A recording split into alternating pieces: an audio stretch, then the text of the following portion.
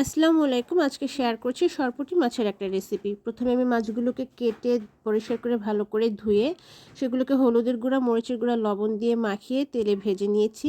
এরপরে চুলায় অন্য একটা প্যান বসিয়ে আমি মাছ ভাজার পরে যে তেলটুকু ছিল সেই তেলটুকু দিয়ে দিয়েছি। আমি সবসময় এই কাজটা করি।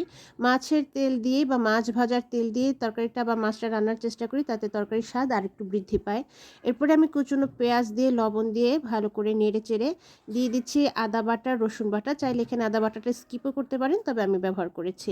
এরপর একটা কাপে পানিতে গুলে নিয়েছি হলুদের গুঁড়া এবং মরিচের গুঁড়া, দিয়ে দিয়েছি শুকনো খোলায় তেলে গুঁড়ো করে রাখা ধনিয়া এবং জিরার গুঁড়া। এরপরে মশলাটাকে ভালো করে কষিয়ে ঝোলের পানি দিয়ে দিচ্ছি ভেজে রাখা মাছগুলো এবং কয়েকটা কাঁচামরিচের ফালি। এরপরে আমি ঢাকনা দিয়ে ঢেকে দিচ্ছি। ঝোলটা টেনে এলে এবং তরকারির তেলটা উপরে ভেসে উঠলে নামিয়ে নিলে হয়ে গেল সরপুঁটি মাছের এই রেসিপিটি। গরম ভাতের সাথে খেতে দুর্দান্ত।